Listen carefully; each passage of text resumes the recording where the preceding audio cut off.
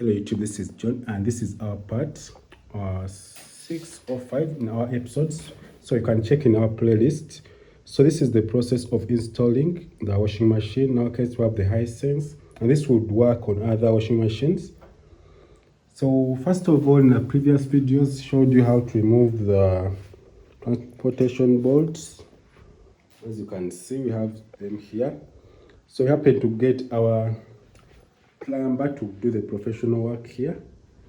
Yes, so what you see here is the one that brings in and the input and the outlet. Then when we go to this point, so this is me here, so we get to see our plumbing